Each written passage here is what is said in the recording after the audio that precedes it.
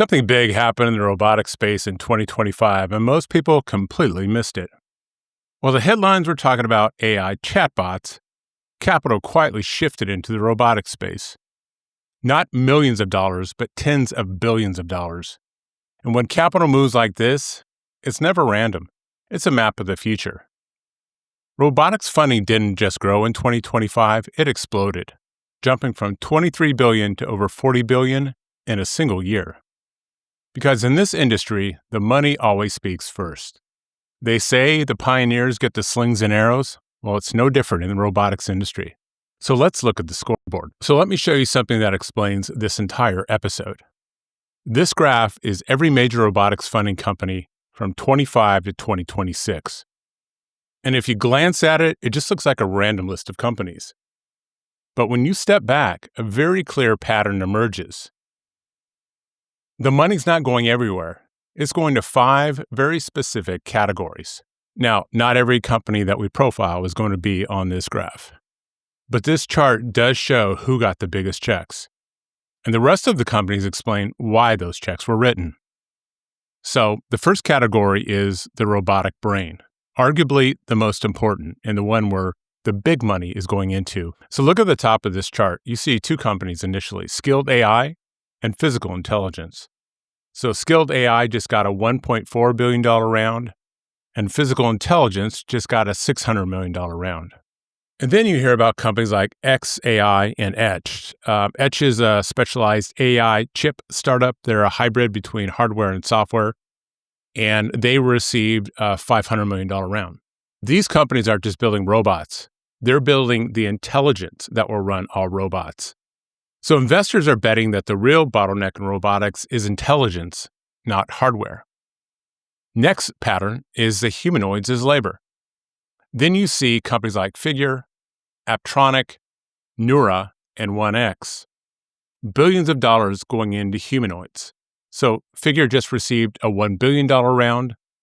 Aptronic just received a $403 billion round. So those are massive rounds going into very innovative companies. So why?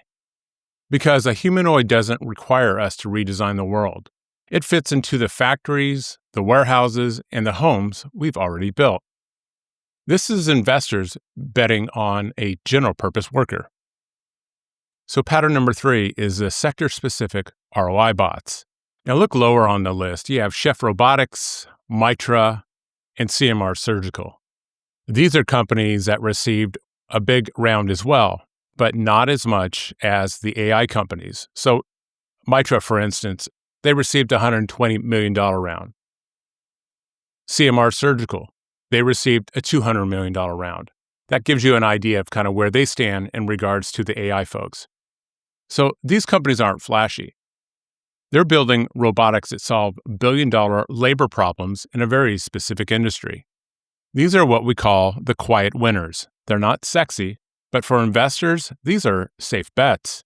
They identify clear problems, they have a clear ROI, and they have fast revenue. The next pattern is the infrastructure layer. Then you see something even more interesting. Funding going into chips, simulation, and digital twins. This is the tooling layer, the picks and shovels of the robotics gold rush. And then you realize something. This isn't just startups getting funded anymore. This is starting to look like a real industry.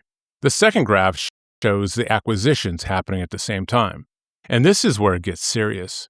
SoftBank buying ABB Robotics for over $5 billion. Cadence acquiring Hexagon's simulation division for $3 billion.